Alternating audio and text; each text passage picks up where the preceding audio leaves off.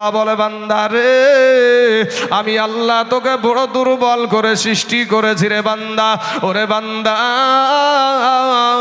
মাস্তানি করিস না রে বান্দা, কবরে গুনাহ নিয়ে কবরে আইসো না রে বান্দা, ওই কবরের আযাব সহ্য করতে পারবা না।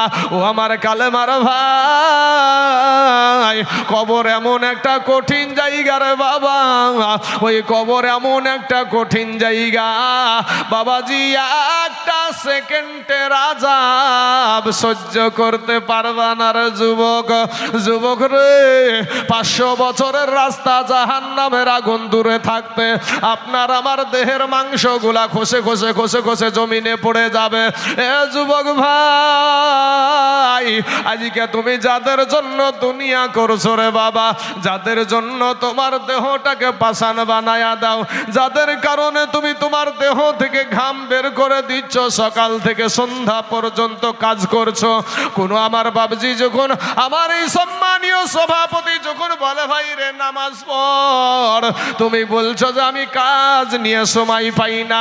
বাইরে কাজ করতে হবে, এটা সঠিক, কিন্তু যাদের জন্য তুমি কাজ করছো, তোমার দেহটাকে পাষাণ বানিয়ে দিছো, রাতের বেলাতে ঘুমিয়ে গেলে আর ঘুম থেকে তুমি চেতন হতে পারো না, তোমার ঘুম ভাঙে না। ওরে ভাইজান, ওরে আমার কালেমার ভাই, তোমার ওই পরিবারের মানুষ একটা তোমার সাথে কবরে যাবে না। এ যুবক, সকাল বেলায় বিবির হাতের রান্না খাবার খেয়ে মাঠে চলে গেলা। যুবক রে, ওই ইনকাম করবা, তারপরে তুমি রাজমিস্ত্রির কাজে চলে গেলা। রাজমিস্ত্রির কাজে যাওয়ার পরে তুমি আপনার দোতলার ওপরে কাজ চলছে, এমত অবস্থায় ভাড়ার ওপরে কাজ, ওই ভাড়াটা ভেঙে গিয়া তুমি নিচে পড়ে গেলে, তোমার দেহ থেকে প্রাণ পাখিটা বাইর হয়ে গেল। ওই মাটা আমার বোনটা করবে কি?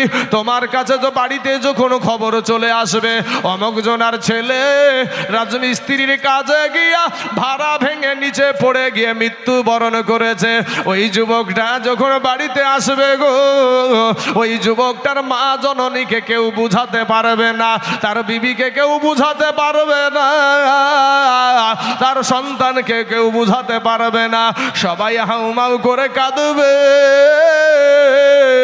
কিন্তু ভাই রে, ও যুবকেরা, তোমাকে যখন গোসলখানায় নিয়ে যাবে গো, ওই গোসলখানাতে তোমাকে পর্দার ভিতরে গোসল করাবে, বাদ বাকি একজন ওই পর্দার ভিতরে গোসল করবে না।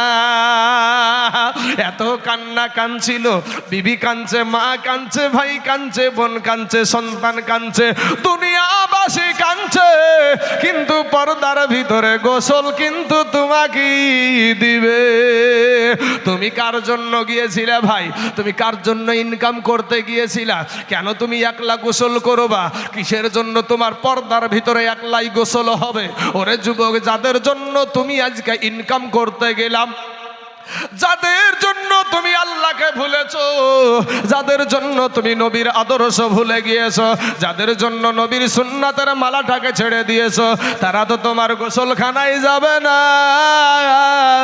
রাতের বেলায় যুবক রে, রাতের বেলায় তোমার বিবিকে যায় জিজ্ঞাসা করো, বিবি রে তুমি কি আমার পাপের ভাগ নিবা নাকি? ওই বিবিটা বলবে না, আমার বাবা আপনার হাতে তুলে দিয়েছে, আপনি সেদিন স্বীকার করেছেন, আমি তার ভরণ পোষণ সব আমি আদায় করব, আমি তাকে খাওয়াবো, আমি তাকে পড়াবো।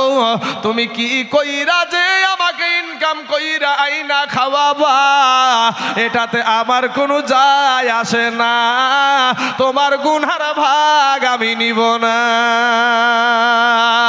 নিজামুদ্দিন আউলিয়া, আল্লাহর একটা আউলিয়া বাবা, একটা নয় দুটো নয়, 99টা বাবা মার্ডার করলো, 99টা আপনার খুন করে ফেললো। এমত অবস্থায় এক আল্লাহর ওলি বাবা ওই জংলা দিয়ে চলে যায়, তার কাজই ছিল বাবা ডাকাতি করা, সেই ডাকাতি করো তোরে ভাই যুবকেরা। এই ডাকাত অবস্থায় যখন আপনার ওই জংলা দিয়ে আল্লাহর ওলি চলে যাচ্ছে, নিজামউদ্দিন আল্লাহর ওলিকে গ্রেফতার করে নিল, আটকায়া দিল। রাস্তা আটকিয়ে বলে, আপনার কাছে যা আছে আমাকে দিয়ে দেন, নচেত আপনাকে আমি এখানেই শেষ করে দেব, এখানেই আপনাকে মেরে ফেলবো, আপনাকে আর দুনিয়াতে বাঁচতে দেব না। ওই আপনার আল্লাহর ওলি ডাক দিয়া বলছেন, শোনো রে বাবা, তুমি আমাকে মাইরা ফেলবা, এটা ঠিক আছে, কিন্তু আমার কিছু কথা শোনো, আমার কিছু কথা শোনো। বলে, কি কথা বলেন, কি কথা বলতে চাইছেন বলেন। এবার বাবাজি আল্লাহর ওলি ডাক দিয়া বলে, বাবা রে, তুমি যে এই রকম করে মানুষকে মার্ডার করে মানুষের কাছ থেকে টাকা পয়সা হাতায়া নাও, তুমি যে টাকা পয়সা গোনা নিয়ে গিয়ে কি করো? বলে, কি করব? আমি নিয়ে গিয়ে আমার সংসার চালাই, আমার বিবিকে খাবার দিই, আমার সন্তানকে খাবার খাওয়াই, আমার মা বাবাকে খাওয়াই, আমার সন্তানদেরকে পড়াশোনা করাই। আল্লাহর ওলি বলে, বাপ, আজকে তুমি কত বছর এখানে জঙ্গলাতে ডাকাতি করেছো, কত মানুষের জীবন নিয়ে নিয়েছো, কত মানুষকে তুমি দুনিয়া থেকে বিদায় করে দিয়েছো, কিন্তু বাবা গো, আমি তোমাকে আজকে একটা কাজ করতে বলবো, তুমি পারবা নাকি? বলে, হ্যাঁ বলেন, একটা বার বলেন। বলছে, শোনো, তুমি আমাকে এখানে রেখে তোমার বাড়িতে একটা বার চলে যাও, তোমার বাড়িতে যাও। ও নিজাম, তুমি বাড়িতে চলে যাও। নিজামউদ্দিন বলছেন, আপনি আমাকে বড় চালাক বা নিজেকে খুব বড় চালাক মনে করেন নাকি? বলে, কেন, কিসের জন্য এ কথা বলছো? বলে, হুজুর, ও পথের পথিক গো, আমি বাড়ি চলে যাই, আর আপনি এখান থেকে আপনি পালিয়ে যাওয়াটা আপনার সহজ হবে, অতএব এই চালাকি আপনার চলবে না, আপনার কাছে যা আছে আমাকে দিয়ে দেন, নচেত আপনাকে আমি দুনিয়া থেকে বিদায় করে দেব। এবার আল্লাহর ওলি ডাক দিয়া বলেন, নিজামউদ্দিন রে, ওরে নিজামউদ্দিন, আমি তোমাকে বলছি শুনে নাও, এই জংলার যত লতা পাতা আছে, এই জংলার যত লতা পাতা দিয়ে তুমি সুন্দর করে আমাকে বেঁধে ফেলো, বেঁধে ফেলার পর তুমি আমাকে রেখে চলে যাও বাড়িতে। বাড়িতে যাওয়ার পরে তোমার বিবিকে ডাক দিয়া বলবা, বিবি গো, এত মানুষ মার্ডার করে, এত মানুষ খুন করে আমি তোমাদের পেটে খাবার দিই, বলো গো বিবি,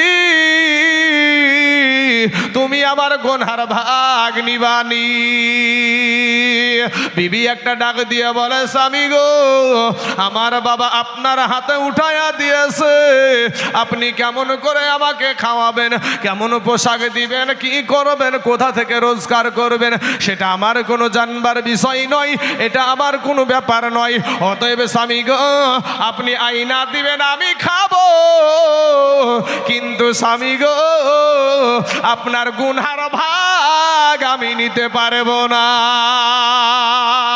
হে যুবকেরা, আজকে যাদের জন্য তুমি আজকে আল্লাহকে ভুলে গিয়েছো, যাদের জন্য নবীকে ভুলে গিয়েছো, যাদের জন্য ধর্মকে ভুলে গিয়েছো, যাদের জন্য বাবাজি আলেম উলামা থেকে দূরে থাকো, ও মুসলমান, সন্তানকে গিয়ে বলে, বাবা রে, ও আমার কলেজার টুকরা, নয়নের পাড়া সন্তানেরা, শোন, তোরা তো আমার সন্তান, কলেজার টুকরা, আমি তোদেরকে কত কষ্ট করে মেহনত করে রাত্রি জাগরণ করে আমি ডাকাতি করে নিয়ে এসে তোদেরকে ভালো মন্দ খাওয়াই, তোদেরকে এত সুন্দর সুন্দর পোশাক দিই রে সন্তান, তোরা কি আমার গুনাহ মাফ ভাগ নিবি নাকি? বাবাজি সন্তান উঠে বলল, না না, আমি আল্লাহ পাক আমাকে তোমার ওরসে আমাকে দুনিয়াতে পাঠায় আছে, কিন্তু আব্বা গো, এটা আমাদের হক আছে তোমার উপরে, তোমার উপরে তোমার উপরে আমাদের হক আছে গো আব্বা, আমরা খাবো ঠিকই, কিন্তু আব্বা গো, তোমার গুনহার ভাগ আমি নিব না।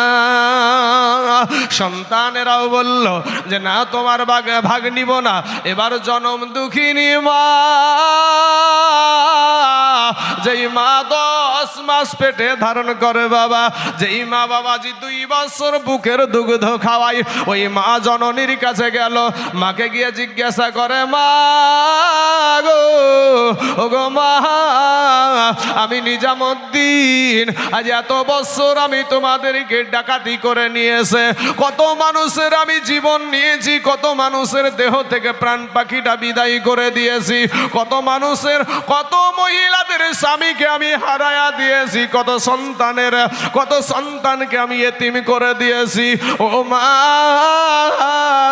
এই বাবু ইনকাম করে নিয়েছে, তোমাদেরকে দিয়েছি, তোমরা খেয়েছো, পরেছো, সুন্দরভাবে বেঁচেছো। মা একটা বার বলো গো, আমার গুনহার ভাগ তুমি নিবানি। মা একটা ডাক দিয়ে বলে, ওরে আমার কলেজার টুকরা, ওরে আমার নয়নের পাড়া, ওরে আমার সন্তান, আমি তোর মা, তোকে 10 মাস পেটে ধরেছি রে বেটা। বেটা রে, আমি 2 বছর বুকের দুগ্ধ খাওয়ালছি রে বেটা। ওরে বেটা, তোর পেশাব পায়খানা পরিষ্কার করেছি। ও বেটা, তুই অসুস্থ হইলে রাত্রি জাগিয়ে তোর সেবা করেছি, কিন্তু বেটা রে, আমি বেটা মানুষ করেছি, এর কারণে তোর ওপরে আমার বড় একটা হক আছে, ওই হক তোকে আদায় করতে হবে। বেটা রে, তুমি আমার বেটা, এটা সঠিক, কিন্তু বেটা রে, তোমার গুনহার ভাগ আমি নিব না। বাড়ির কেউ নিতে রাজি না, এমন সময়তে বাবা ওই আপনার নিজামুদ্দিন ছুটলেন। কোথায় যাচ্ছেন বাবা? ওই জঙ্গলাতে চলে যাচ্ছে। ওই আল্লাহর ওলিকে বাবা গাছের সাথে বেঁধে রেখে এসেছে। গাছের সাথে বেঁধে রেখে আসার পরে যুবকেরা যাওয়ার পরে দেখে আল্লাহর ওলি গাছের সাথে বান্ধা নাই। জোরে বলেন সুবহানাল্লাহ। গাছের সাথে বান্ধা নাই, কারণ কে এরা? এরা হচ্ছে সেই ব্যক্তি, আল্লাহ কোরআনে তাদেরকে লক্ষ্য করে বলেছেন, আলা ইন্না আউলিয়া আল্লাহ, আল্লাহর যারা আউলিয়া তাদেরকে, তাদের ইহ জগতেও কোনো ভয় নাই, পর জগতেও কোনো ভয় নাই। এই আল্লাহর ওলি বাবাজি একটা জায়গাতে দাঁড়িয়ে আছে, দণ্ডায়মান হয়ে দাঁড়িয়ে আছে। এমন সময়তে নিজামুদ্দিন বাবা ছুটে গিয়া আল্লাহর ওলির কদমে পড়ে গিয়া বলছেন, হুজুর, হুজুর গো, এতদিন আমি যে ভুল করেছি একটা বার বলেন না, আমার এই ভুলের কি ক্ষমা হবে না? নিজামুদ্দিনের পীর সাহেব আল্লাহর ওলি ডাক দিয়ে বলে, নিজাম রে, কেউ কি গুনহার ভাগ নিবে নাকি? বলে না হুজুর, এত কষ্ট করে, এত মেহনত করে, এত আমি যা শরীরকে শেষ করে দিয়া রাত্রি জাগরণ করে যাদের জন্য আমি খাবার জুগায় আসিলাম হুজুর গো, এই মানুষগুলাকে আপন না। হুজুর, আমাকে একটা বার বলেন, আমি কি করে এই গুনাহ ক্ষমা পাইব? আল্লাহর ওলি ডাক দিয়া বলে, নিজামুদ্দিন, ও নিজামুদ্দিন শুনো গো, এই দেখো জঙ্গলার ভিতরে এই যে একটা মরা গাছ দেখতে পাচ্ছ, এই মরা গাছের গোড়াতে বসে যাও, আল্লাহর ধ্যানে বসে যাও। যতদিন পর্যন্ত এই মরা গাছে ফুল পাতা না বের হবে, ততদিন পর্যন্ত তোমার গুনাহ মাফ হবে না। ভাই যুবক, যাদের জন্য তুমি আজ বলছো কাজ আছে, নামাজ পড়তে সময় পাই না, এখান থেকে একটু মিলাও না ভাই। কখন জানি আজরাইল এসে ধরবে রে ভাই। আমি আপনাদের এই রাস্তাটা দিয়ে যাতায়াত করি, আমি একটা জায়গায় ইমামতি করি, ডোমকুল থানার কুপিলা বিলপাড়াতে। তো এই রাস্তা দিয়ে আমি আপনাদের যে এই বড় বিলা হইয়া এই রাস্তাটা দিয়ে যাতায়াত করি। তো ভাই, গত রমজান মাসে একটা যুবক ছেলে রোজা রেখেছে, ইফতার করেছে, তারাবির নামাজও পড়েছে, বিবির হাতে রান্না করা খাবারও খেয়েছে, বিবিকে নিয়ে আপনার আরাম করে ঘুমিয়ে আছে, সেহরির টাইমে স্বামী ডাকে, স্বামী গো উঠেন না একটাবার, আমাকে একটু যেন ভয় ভয় লাগছে, স্বামী একটু উঠেন না। স্বামীকে লড়াই, স্বামী আর লড়ে না, স্বামী আর হিলে না। ডমকুল হসপিটালে নিয়ে আসলো, আসার সাথে সাথে দেখে স্বামীর শরীর আছে কিন্তু স্বামীর প্রাণ পাখিটা নাই। যুবক, কখন মইরা যাবারে ভাই, দিলখানা নরম করে একটু যদি তোমরা জায়গাতে বসে যাও খুব সুন্দর হয়, বসে বসে শুনবা, আরাম করে শুনবা। কেন ওই দূরে থেকে দাঁড়িয়ে থাকো তোমরা? এখান থেকেই বোঝা যায় তোমরা কি আমাদের দলের মানুষ না, তোমরা কি মুসলমানের ছেলে নয়? হ্যাঁ, তোমার বিবেককে জিজ্ঞেস করো ভাই। তুমি যেদিন হায়রা যাবা, এই চোখ আল্লাহর দান, এই জবান আল্লাহর দান, এই কান আল্লাহর দান। যেই চোখ দিয়ে তুমি দেখছো, যেই জবান দিয়ে তুমি মাস্তানি কথা বলছো, যেই পায়ের ওপরে দাঁড়িয়ে দাঁড়িয়ে তুমি থাকছো, সেই পা গুলাও তোমার না ভাই, সব আমার আল্লাহর দান। জোরে বলেন সুবহানাল্লাহ। সব আল্লাহর দান, সেই আল্লাহর সাথে তুমি নাফরমানি করেছো। আমার আল্লাহ বলে, বান্দা রে, ওরে বান্দা, আমি যদি তোকে বুবা করে দুনিয়ার জমিনে পাঠায়া দিতাম রে বান্দা, পৃথিবীর এমন কোন সার্জন ছিল না, এমন কোন ডক্টর ছিল না যে তোর মুখ দিয়ে আবার জবান ফোটায়। পৃথিবীর বুকে এমন কোন ডক্টর ছিল না তোর জবান দিয়ে মুখ দিয়ে কথা বের করে। ওরে বান্দা, আমি আল্লাহ যদি চাইতাম, তোকে যদি অন্ধ করে দুনিয়াতে পাঠায়া দিতাম, বান্দারে, জীবনের কোনো ডক্টর, দুনিয়ার কোনো ডক্টর ছিল না, তোকে তোর চোখের দৃষ্টি আবার কেউ ফিরিয়ে দিতে পারে। ভাই যুবক, আল্লাহর এত নিয়ামত আমরা ভক্ষণ করি ভাই, আল্লাহর কত নিয়ামত দেখেন, আল্লাহর আমরা নিয়ামত ভক্ষণ করে যাচ্ছি। দেখেন বাবাজি, আল্লাহর দেওয়া হাত, আল্লাহর দেওয়া পাও, আল্লাহর দেওয়া চোখ, আল্লাহর দেওয়া নাক, আল্লাহর দেওয়া মুখ, যাদের বাবাজি চক্ষু নাই, এই অন্ধগুলার ভিতরে কত আঘাত বলেন তো। কত মানুষের সামনে বলে, বিবি গো, ও বিবি, আমার চোখ দুটি যদি থাকতো, আমার কলেজার টুকরা, আমার সন্তানগুলাকে যদি দুনিয়াতে একটা বার আমি দেখতে পেতাম তো আমার জানটা ঠান্ডা হয়ে যেত। এত সুন্দর চোখ আল্লাহ আপনাদেরকে দিয়েছে, সেই চোখের শুকরিয়া আদায় করেন না।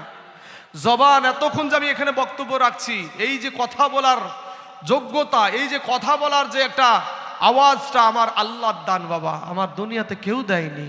যুবক রে, নিজেকে যতক্ষণ পর্যন্ত আপনি গোলাম না বানাতে পারবেন, ততক্ষণ পর্যন্ত আপনি উপরে উঠতে পারবেন না।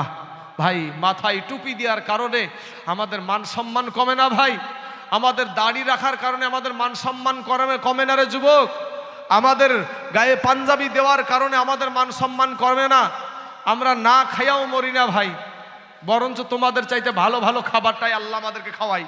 হ্যাঁ, আজ আপনাদের দেশে এসেছি বাবাজি, মনে হয় যে একেবারে কচুর শাক দিয়ে ভাত দেবে নাকি রে ভাই? হ্যাঁ, সুবহানাল্লাহ, ভালো ভালো ডুমিয়াগুলো আমাদেরকে বেছে বেছে খাওয়াই। কারণ কি, আমার মতন মানুষ তো অনেক আছে, হাজার আছে, এটা কারণ না। কারণ হলো নাবির সুন্নাতের জোর। জোরে বলেন সুবহানাল্লাহ। এই যে নাবির সুন্নাত, এই যে নাবির সুন্নাত, এই যে নাবির সুন্নাতি পোশাক, এই পোশাকের কারণে মানুষের কাছে আপনি দামি হয়ে যাবেন। জোরে বলেন সুবহানাল্লাহ। খাজা আপনার নিজামুদ্দিন আউলিয়া, ইনি বাবাজি বসে বসে আপনার আলোচনা করে, আর ধ্যান নাই সংসার টংসার কোথায় গেল, বসে আল্লাহর ওয়াস্তে বসে থাকে। অনেক দিন পর আপনার চলে আসছে ওই আল্লাহর ওলি, আসার পরে এক যুগ পরে আল্লাহর ওলি চলে আসছে, আসার পরে ডাক দেয়, নিজামুদ্দিন। নিজামুদ্দিন আর চোখ তুলে উপরে তাকাই না, নিজামুদ্দিন চোখ তুলে উপর দিকে তাকাচ্ছে না, বসে বসে শুধু চোখের পানি ছেড়ে কান্দে, শুধু কান্না আর কান্না রে বাবা। এমন সময়তে এবার ওই নিজামুদ্দিনকে ডাক দিয়ে বলে, বাবা তুমি উঠে এসো। উঠে আসার পরে সব সময় চোখটা কিন্তু নিচু সময় আছে, উপরে উঠাই না। নিজামুদ্দিন ডাক দিয়ে বলে, হুজুর, হুজুর গো, আমি উপরে চোখটা তুলতে পারবো না গো হুজুর, আমি উপরে চোখটা তুলতে পারবো না, আমার বড় ভয় লাগে, আমার বড় ডর লাগে গো হুজুর। বলে, নিজামুদ্দিন রে,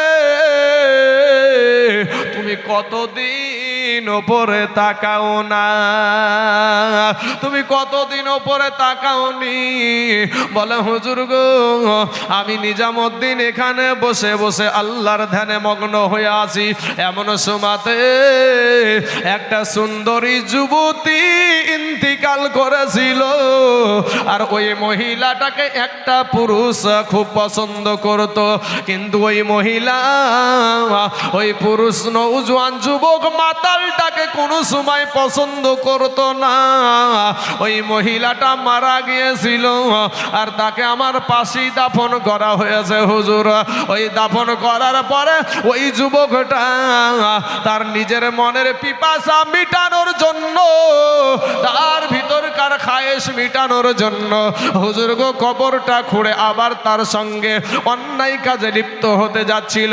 এর কারণে আমি মনে মনে চিন্তা করলাম, আমি তো 12 বছর এখানে বসা, দরকার হয় আরো 12 বছর এখানে থাকিব, এরপরেও তোর মতন পাপীকে দুনিয়াতে রাখবো না। হুজুর আমি ওই যুবকটাকেও আমি দুনিয়া থেকে বিদায় করে দিয়েছি। এই বিদায় করার কারণে আমি চিন্তা করে দেখলাম আমার তো আর ক্ষমা হবে না, তাই গাছের দিকে আমি তাকাতে পারি না। আমার ওই আল্লাহর ওলি ডাক দিয়ে বলে, নিজামুদ্দিন গো, তুমি উপরে তাকায়া দেখো, যেদিন তুমি ওই কাজটা করেছো সেদিনই এই গাছে ফল এবং ফুল হয়ে গেছে। জোরে জোরে বলুন সুবহানাল্লাহ। বাবাজি, আমার সোনা মানিকেরা।